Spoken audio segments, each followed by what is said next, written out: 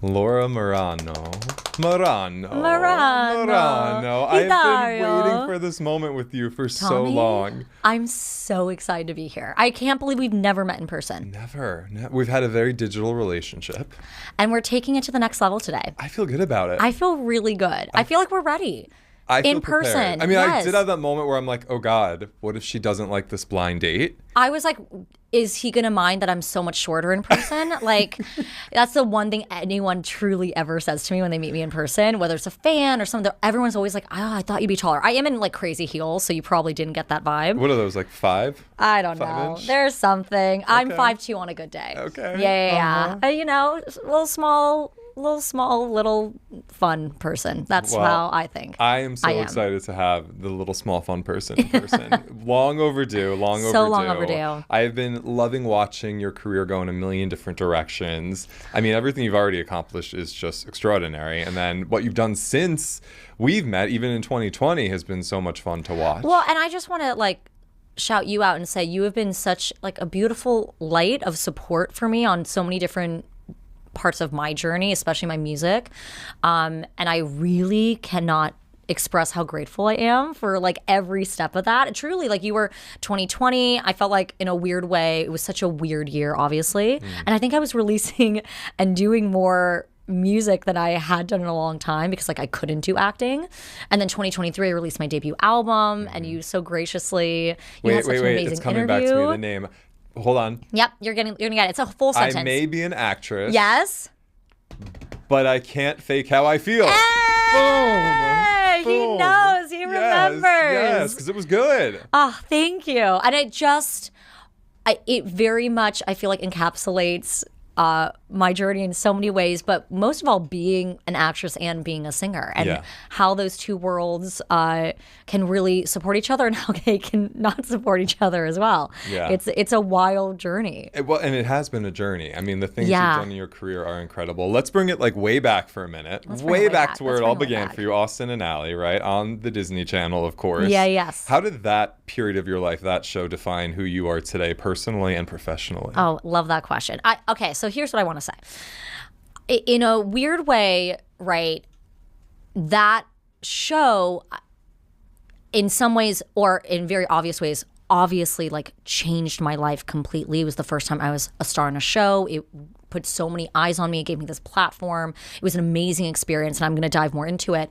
But in a lot of ways, it wasn't like my first introduction necessarily to the industry. Like at that point, I started working on that show when I was 15. I had already been acting for 10 years before that, which is kind of wild to say. So, you know, for me, I think I kind of came into it with so much excitement, I think more even for like the music side for me than I was necessarily with the acting side, because I got to play a songwriter. I got to write a song for the show. I got to have like that music side of me be more realized than it ever had been. But from an acting standpoint, I was like, you know, I'd been doing it for a decade already. And so I was very secure, I think, which I'm happy about in a lot of ways of, you know, how sitcoms worked and, you know, hitting my mark, finding your light, all of these different things that I think sometimes when you are stepping into the shoes of like playing a lead character and you don't know that can be really overwhelming. And that part wasn't thankfully as overwhelming to me because I've been doing it for so long. But then yes, everything else that comes with it, having the eyes on you, you know, being recognizable, you know, the whole machine that is Disney is obviously a lot, but I also think, God, what an amazing experience. Like the cast, I love to this day. Love the cast. I love the producers. I loved everyone a part of it. So still a lot to go through as a 15-year-old, but the best I think it could have gone for me personally. I also still got to go to high school. Right. But that is a lot to balance. And at 15, I mean, I think about myself at 15, I would not be able to handle what you handled growing up in the public eye doing that show. I really wouldn't. I would have been a hot mess. Did you find any stages of that difficult?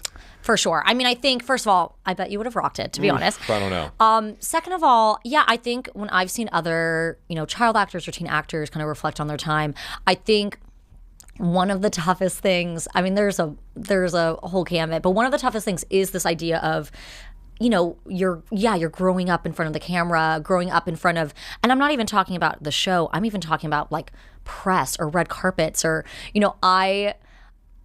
I was an awkward teenager that like had to be introduced to the world of what should I wear and look like on a red carpet? How should I sound?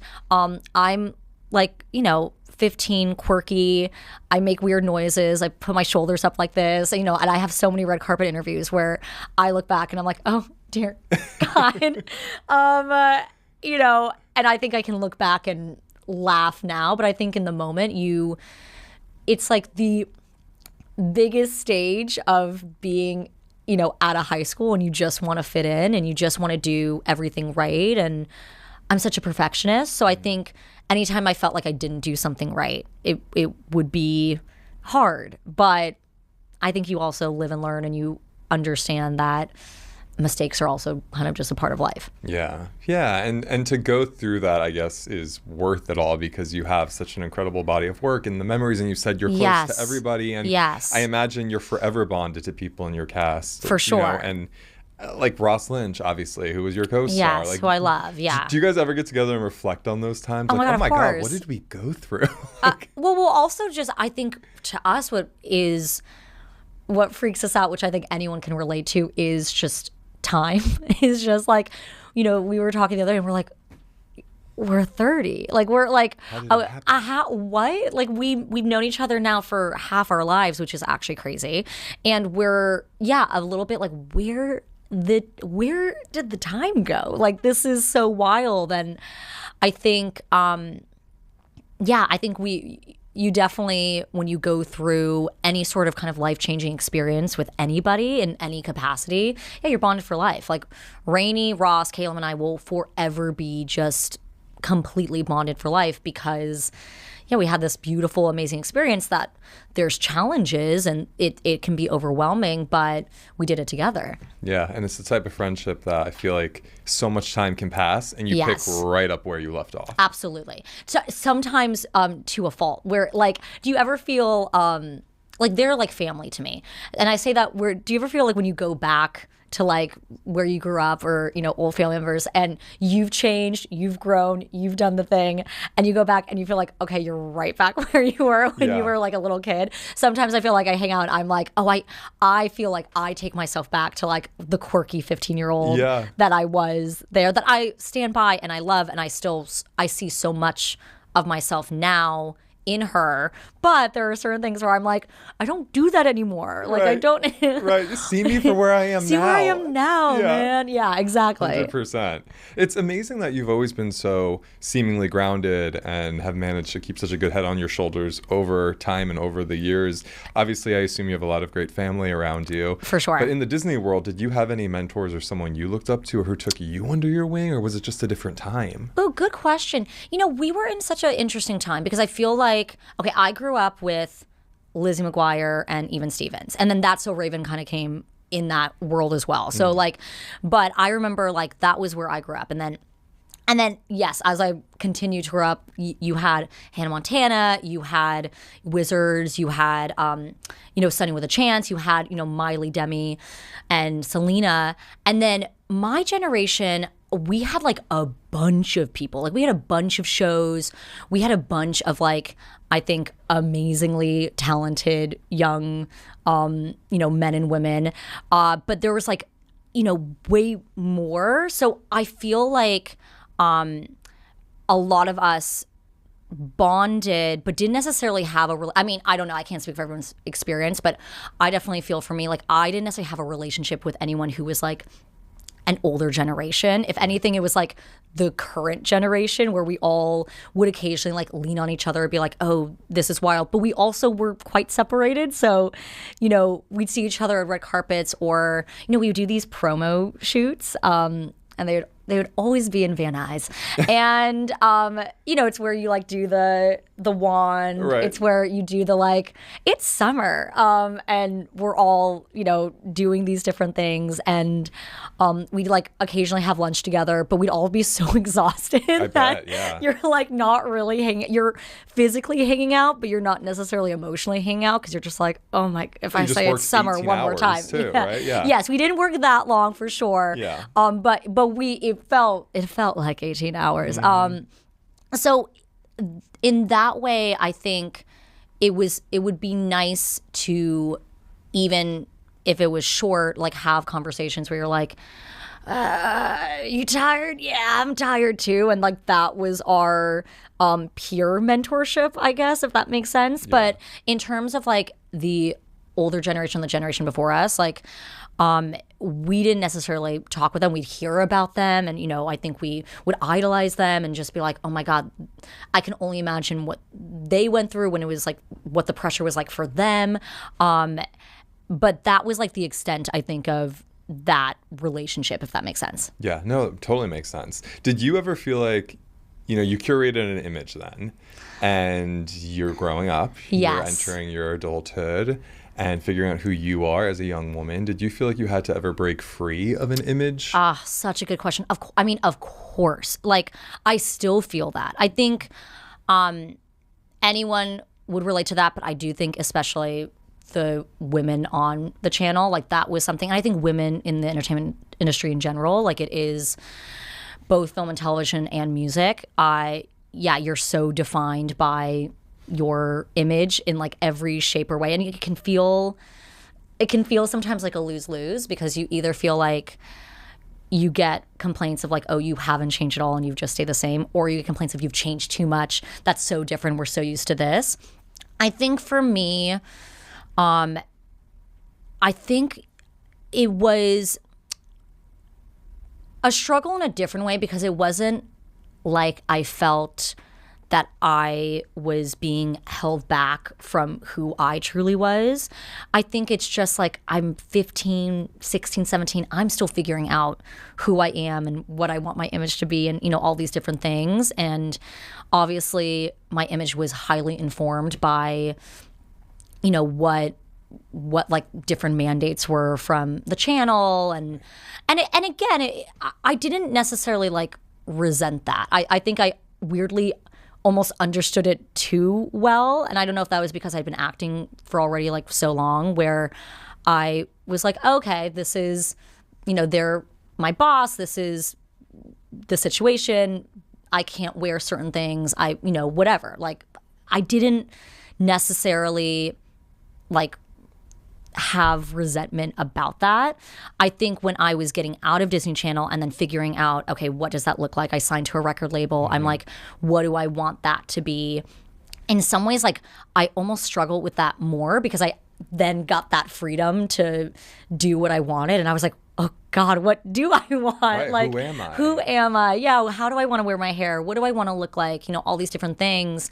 And it's almost like that transition was tough for me, because before, if people like didn't like what I wore, I kind of was like, well, I like barely got to pick it. I was like, I'm like, that wasn't a reflection on me. But now I felt like it was more a reflection on me, and I was like, oh my God, if people don't like the way I look, like, do I not have taste? Am I, you get so insecure about yourself and about your the way that you present yourself. And I think that was challenging, because again, I'm such a perfectionist, I'm such a people pleaser. I want everyone from wherever they're seeing my photo being posted to like love how I look and say something positive, which I think you learn pretty early on. You can't seek validation that way. Yeah. But you don't know that. We're also the generation that like social media was being introduced. I was the last one to get social media on my show. Really? Yeah. And so I remember, everyone had a Twitter, everyone had an Instagram. I'm like, I don't want to. Like, I had a flip phone. I had a flip phone for a very long time. And I think that was hard to prepare us for in some ways because, yes, social media was a whole new animal while we were on the show. And I got social media because of the show. Yeah. Like, I don't have an experience having social media where I had it personally and then it became a career thing. Like, at 16, I got it purely for career reasons, which is kind of wild. Yeah. Like, I only ever really used it for that. That's a lot of pressure to like figure it out publicly and figure out all what my you want friends to in put high out school or playing around and using that was the big thing in high school when I got a blue check mark. Everyone was like, oh yeah, you have a blue check instant mark. cool factor. I was like, yeah, I guess I do. But yeah, that was like the big thing. But that is, I think about that. I'm like, and I think you can sometimes, for better or for worse, see that on my social media. Like, I always say I feel like I'm unfortunately my like most vanilla self because I only used it from this is a professional setting. Yeah. Don't mess up. But you know what? I don't mind that. I think it's good to have a little mystery in this day and age. Yeah. Where there's so much out there all the time and you can put so much out. Totally. I like a little mystery. I really like a do. little mystery. I Yeah. think it's cool. I like to be really private for sure. I try to be as private as I can. Yeah. Well, that's so cool. To put a pin on this portion of the conversation, in the age of all the things coming back, right? We just saw the Hannah Montana special. I know. We just saw the Malcolm in the Middle 4-episode series, The Wizards of Waverly. I mean, there's one after the next after the next. Have you ever had a serious conversation about Austin and Ally coming back? Yes. And I think we'd all be really open to it. I think it's just it being the right project, like the right version. I think we would all love to do a movie. And I think it just, we're super open to it. And of course we'll like see where it goes. And I think we just all want to hang out again. And to hang out again and get like paid to hang out is we love that. We love that. We love that. But I'm sure you're protective over what that would be. Of course. Yeah. And I think we all are. And I think, I think we want to make sure it's very true to the characters. But then I think the challenge can also be, our audience grew up with us. So our audience is in their 20s. They're all over. They're like in their early to like late 20s. But you also have kids who are just finding out about it and watching it now. So I think maybe the challenge would be, figuring out how do we speak to all of those people and make sure it is true to the characters and true to the audiences who loved and grew up with it. You know what I mean? Mm-hmm. Yeah, I mean, that's a challenge it would take time to figure out, of course, and it has to be the right thing, but that's really fun. I'm manifesting this for you. Let's see. Okay, we'll see. We'll see what happens. Well, your new movie is all about music.